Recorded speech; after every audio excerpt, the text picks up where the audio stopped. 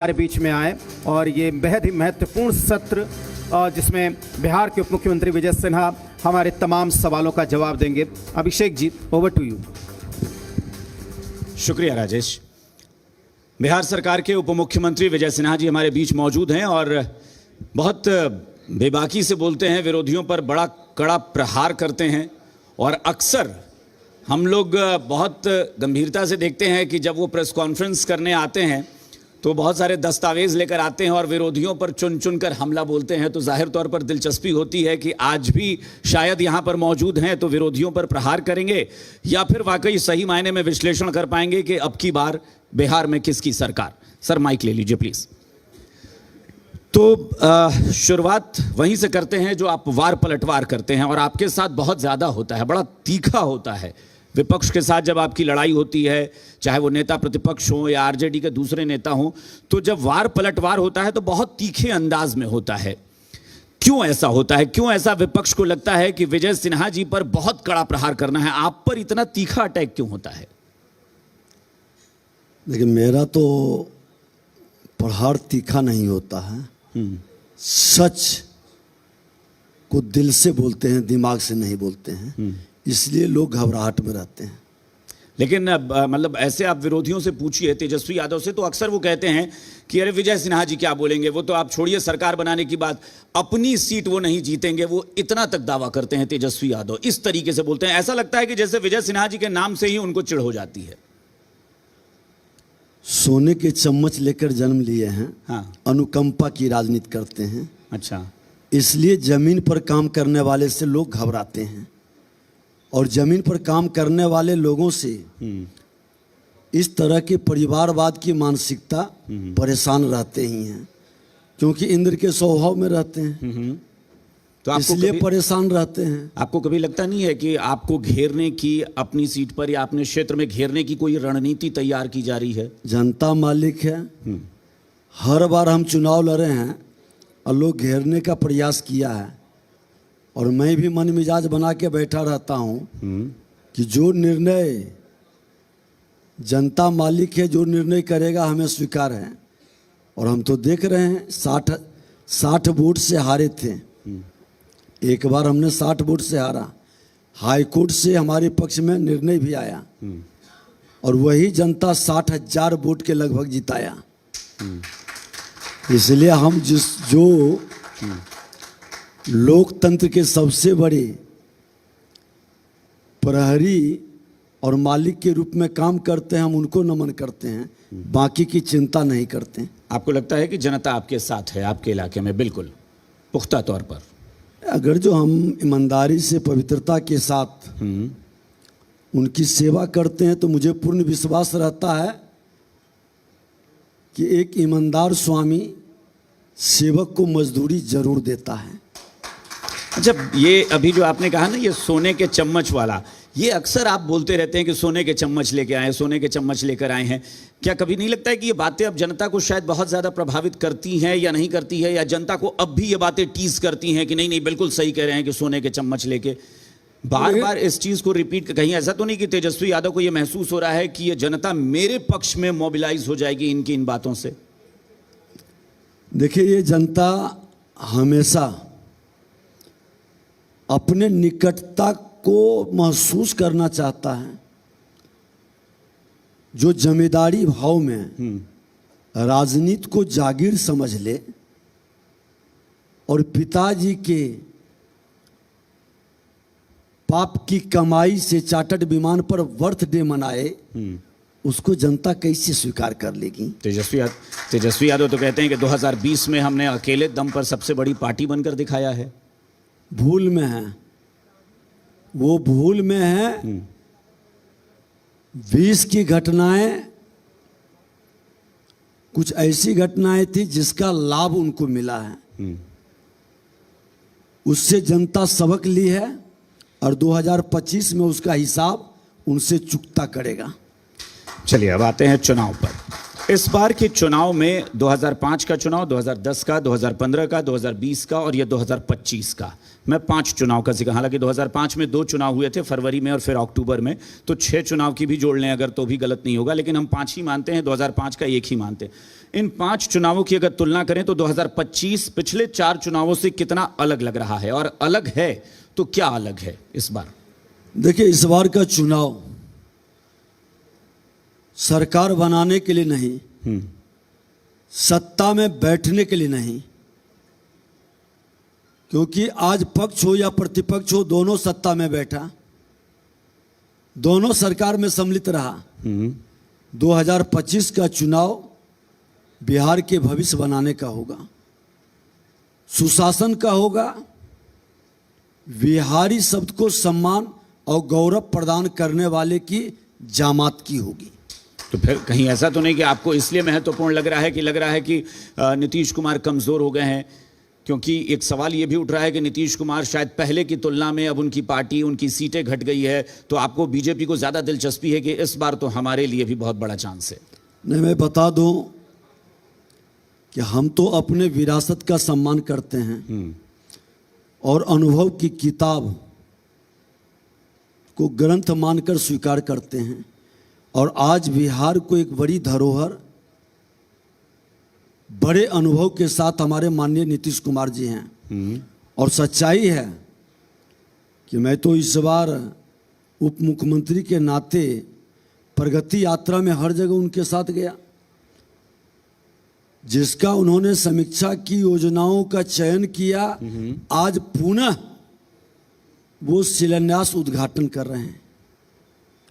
और वैसे व्यक्ति बिहार के प्रति समर्पित हैं, इसलिए बिहार की जनता, उस जनता के बीच विजय सिन्हा भी उनको नमन करता है। अनुभव की जिस किताब को आप ग्रंथ मानते हैं, उसके कुछ पन्ने ऐसे हैं जिनको शायद आप ग्रंथ मानने से इनकार कर देंगे। उन्हीं पन्नों में यह भी है कि नीतीश कुमार बीच में महागठबंधन के साथ भी सरकार चला चुके हैं। उन्होंने खुद कहा कि हम तो समाजवादी के पुत्र होने के नाते इसको अवसर दिया था, मैं नेता प्रतिपक्ष था, और जब मैं उप मुख्यमंत्री बना और उप मुख्यमंत्री जो थे नेता प्रतिपक्ष बने, तो समाजवादी के पुत्र के नाते अवसर दिए थे कि सुधर जाएगा, लेकिन नेचर सिग्नेचर बदलता नहीं है।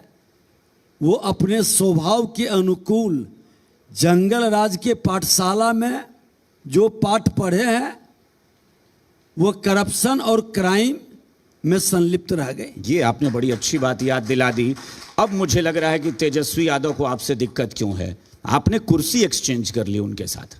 आप खुद कह रहे हैं कि आप नेता प्रतिपक्ष थे, वो डिप्टी सीएम थे, आप डिप्टी सीएम बन गए, वो नेता प्रतिपक्ष बन गए। हम तो इस क्यों नहीं दोनों चिढ़ेंगे भाई? उनका चढ़ना तो जायज है, आपने कुर्सी छीन कर अपनी कुर्सी उनको पकड़ा दी लो। नहीं, ये दोनों पद को हाँ। बैलेंस करने वाले पद पर भी हम बैठे हैं। और उस समय भी बिहार विधानसभा के अध्यक्ष के नाते तेजस्वी जी नेता प्रतिपक्ष थे। उस समय भी मैं उस पद की गरिमा को रखने के लिए पूरे सदन को और पूरी विधायिका को सम्मान कर करके, बैलेंस करके 100% सदन चलाते थे, और 100% प्रश्नों का पहली बार सदन में जवाब आता था।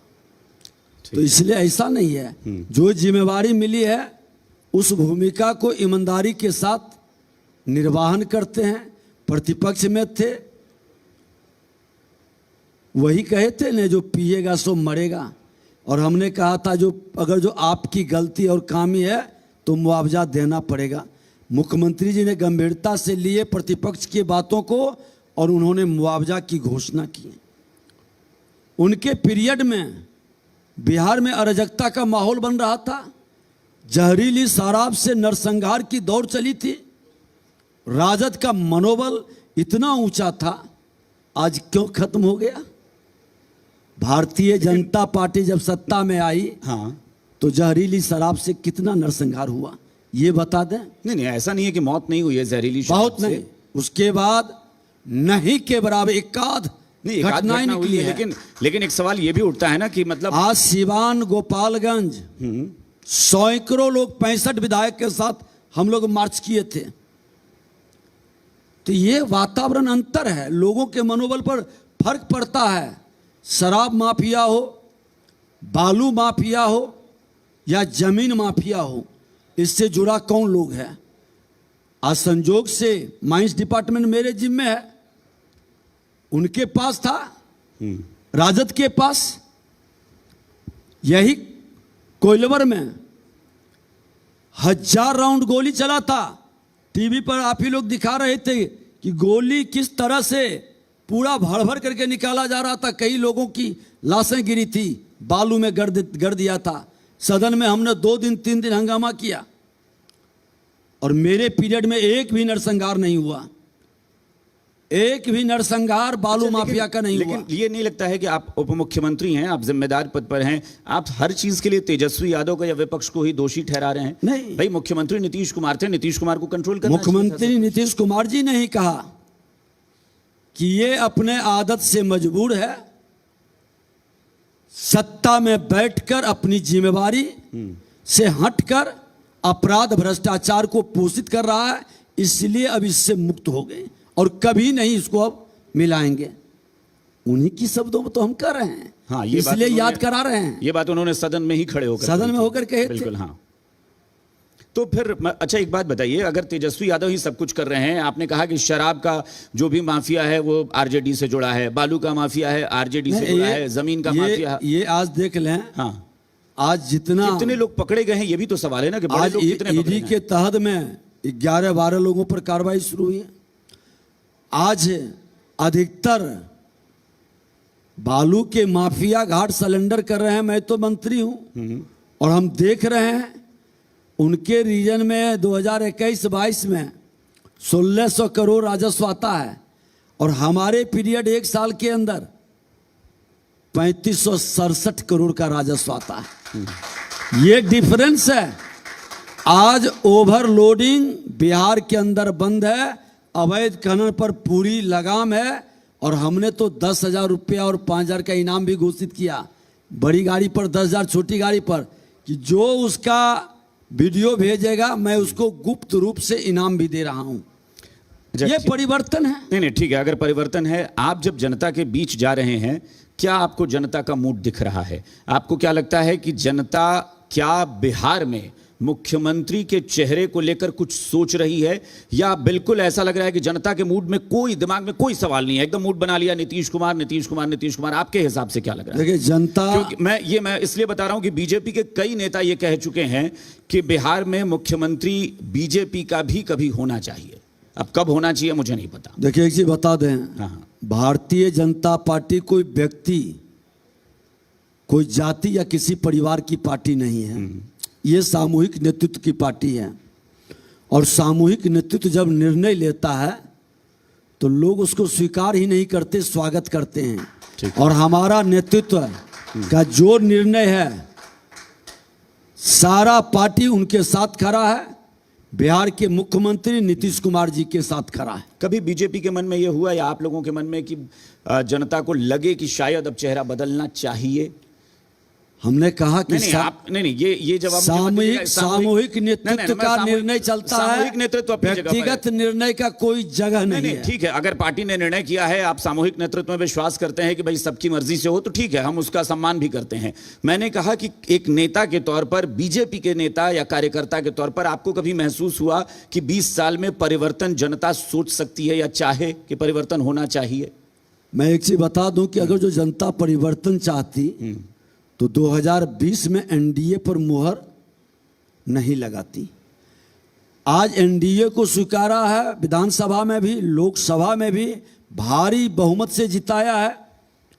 और अभी जो मूड दिखाई पड़ रहा है, देश के प्रधानमंत्री नरेंद्र मोदी जी और बिहार के मुख्यमंत्री नीतीश जी की जोड़ी, दोनों विकास के लिए समर्पित हैं और सबका साथ सबका विकास के भाव को लेकर चलने का जो बिहार में इसकी जरूरत है। 2020 में आपको लगता है कि जनता ने एनडीए के पक्ष में ही किया था? निश्चित तौर पर। ये सवाल मैं इसलिए पूछा, सरकार आपकी बनी है, लेकिन बहुत सारे बयान ऐसे आए हैं तेजस्वी यादव के या फिर राहुल गांधी के भी बयान अब आने लगे हैं कि वो सरकार जो है वो चोरी से बनी थी।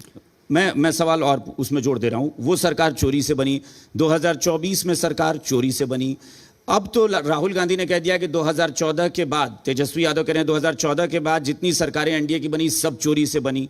अभी उसी को लेकर मैंने अभी कुछ दिन पहले जब वहां भारत ने एशिया कप जीता राजगीर में, तो एशिया कप हॉकी का जीता, तो मैंने आपस में, हम लोगों ने, ऑफिस के कलीग्स थे, दोस्त थे, हमने मजाक में कहा कि भाई मुझे तो चिंता ये है कि कल विपक्ष ये न कह दे कि ये गोल चोर है, रिमोट से गोल करवाया था भारत के फेवर में बिहार में।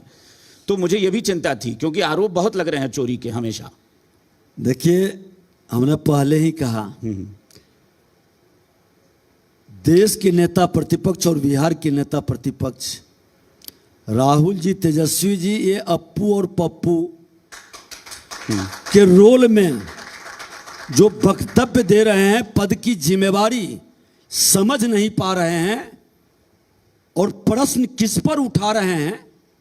संवैधानिक पद पर बैठा व्यक्ति का, संवैधानिक संस्था का, जिसको संविधान का ज्ञान नहीं। हम संविधान को मानते हैं, संविधान लेकर चलते हैं और उसी संविधान के संवैधानिक संस्था का बार बार अपमान कर रहे हैं। यहां तक कि माननीय न्यायालय भी कह रहा है कि चुनाव आयोग संवैधानिक संस्था है, उसके निर्णय को हम नहीं बदल सकते।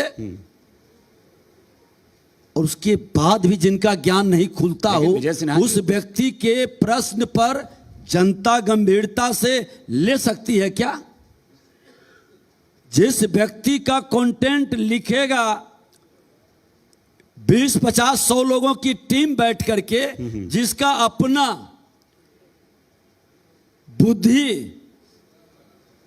अपना अकल नहीं हो, नकल करे, तो इतिहास गवाह है, जो भी नकल करता है उसका अकल बिगड़ता है और अकल के साथ शकल भी बिगड़ जाता है। चलिए, मैं नकल पर भी आऊंगा। नकल वाली बात आपने कही है, नकल का आरोप भी आप लोगों पर लगा है, ये भी आरोप लगा है कि भाई नकल। लेकिन उससे पहले मैं इस वोट चोरी पर आ रहा हूं।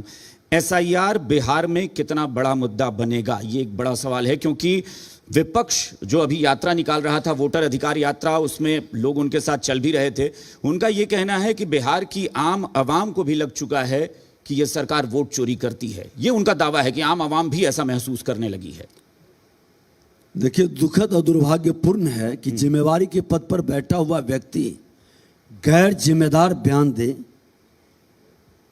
ये वोट चोरी कर्नाटक में जीते तो ठीक, चुनाव आयोग सही काम किया, तेलंगाना में सही काम करे, इनका सीट 99 तक पहुंच जाए तो सही है, और चुनाव हारे तो ईवीएम में गड़बड़ी, वोट चोरी हो रहा है। ये क्या स्वस्थ मानसिकता के लोग इस तरह की भाषा? लेकिन सवाल तो उठ रहे हैं ना विजय सिन्हा जी, सवाल उठ रहे हैं, और सवाल थोड़े बहुत नहीं उठ रहे हैं। चुनाव आयोग को खड़े होकर राहुल गांधी ने लाइव कैमरा के सामने कहा कि ये चुनाव आयोग चोर है। ये शब्द हैं कोट अनकोट, राहुल गांधी के शब्द मेरे नहीं है। चुनाव आयोग चोर है, नरेंद्र मोदी के इशारे पर चुनाव आयोग ने चोरी की है। ये आरोप लगाना एक संवैधानिक संस्था पर आप कह तो रहे हैं, लेकिन ये मामला कानूनी भी बन सकता है तब जब आप ये सिद्ध करें कि राहुल गांधी गलत कह रहे हैं। राहुल गांधी ने क्या साबित कर सका? जितना मुद्दा उठाए, जिसको जिसको सामने, प्रेस के सामने लाए, सब झूठा निकला, एक भी मुद्दा टिक नहीं सका। और ये तो व्यक्ति इतना हल्का, जो बाहर बोलता है कई बार, बोफर से लेके कई मामले में, और कोर्ट में जाके क्षमा मांग लेता है, कॉलर झाड़ करके बाहर निकल जाता है। बैटल फील्ड तो बिहार को बना दिया ना उन्होंने कि भाई चुनाव आयोग का मुद्दा बिहार में ही है, सबसे पहले चुनाव। ये मैं पहले ही कहा कि इनकी अपनी न कोई सोच है, न कोई विजन है, न कोई कंटेंट है। ये जिसके इशारे पर जो नैरेटिव सेट करता है, जो देश के अंदर राजनीतिक अस्थिरता लाने का खेल में लगा है, और उसके अस्टूलिये बनते हैं। और ऐसा व्यक्ति को अब देश की जनता समझ चुकी है कि जो व्यक्ति लोकतंत्र का विश्वास नहीं करता, संविधान में विश्वास नहीं करता, ठीक है, और वैसा व्यक्ति इस तरह का बयान दे करके बिहार में उस सत्यता को प्रमाणित नहीं कर पाता। बिहार में एसआईआर चलेगा या नहीं चलेगा? बिहार में एसआईआर का मुद्दा जो विपक्ष उठा रहा है, आपने तो एसआईआर का जनता खुश है।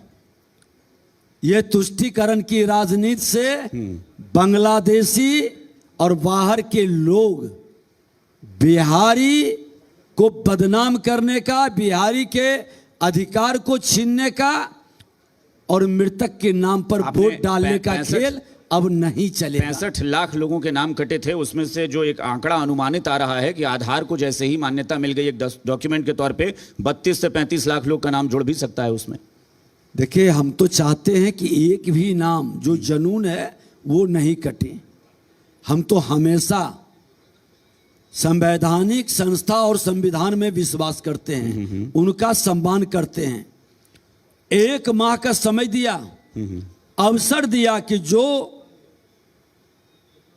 नाम जुड़वाना चाहे, संशोधित करना चाहे, कहां एक भी इनके तरफ से इसका अभियान चला? ठीक, एक भी प्रमाण ये दे सके? ठीक है। आप ये सिर्फ विपक्ष का नकारात्मक वातावरण बनाकर उत्तेजना पैदा करने का और संवैधानिक संस्था को बदनाम करने के खेल में ठीक है, लगा रहे हैं। बहुत संक्षिप्त में, एकदम ऑब्जेक्टिव समझिए सवाल है। बिहार में मुद्दे क्या हैं? मुद्दा क्या होगा चुनाव का इस बार? देखिए, बिहार के अंदर विकास रफ्तार पकड़ चुका है। अब विकास के साथ साथ बिहारियों का सम्मान और रोजगार एक बड़ा विषय है और रोजगार के लिए सारे अवसर बिहार में मौजूद हैं। एग्रीकल्चर पर आधारित लघु कुटीर उद्योग का जो प्रधानमंत्री मुख्यमंत्री जी का फोकस है, हर घर पावर पहुंचा, आवागमन की सुविधा बनी है, बिहार के अंदर शांति है, इसलिए अब बिहारी पलायन नहीं, एजुकेशनल संस्था हर डिस्ट्रिक्ट के अंदर, तो इसलिए बिहार अपने सम्मान स्वाभिमान के साथ आगे बढ़ेगा। कितनी सीटों के साथ सरकार बना रहे हैं? कितनी सीटों के साथ सरकार बनाएंगे? 2010 से भी ज्यादा बहुमत एनडीए यानी सरकार 206 से ज्यादा सीटें। बता तो दिए कि 2010 से भी ज्यादा सीटें एनडीए की सरकार बनने जा रही है। चलिए, बहुत बहुत शुक्रिया हमसे बातचीत करने के लिए। Thank you so much. उप मुख्यमंत्री विजय सिन्हा जी का बहुत बहुत शुक्रिया, जोरदार तालियों के साथ। बहुत शुक्रिया विजय सिन्हा जी, माननीय उप मुख्यमंत्री बिहार सरकार। विजय जी से गुजारिश है कि थोड़ी देर आप 1 मिनट के लिए मंच पे ही रहें। मैं बुलाना चाहूँगा Karan Abhishek Singh, CEO Zee media. Karan sir please memento देकर हम माननीय उप मुख्यमंत्री बिहार सरकार विजय सिन्हा जी को सम्मानित करना चाहते हैं। हमारे बीच में बिहार सरकार के डिप्टी CM विजय सिन्हा जी, एक बार जोरदार ताली हो जाए। और इसके बाद अब 2 सत्र बचे हुए हैं, बेहद ही महत्वपूर्ण सत्र।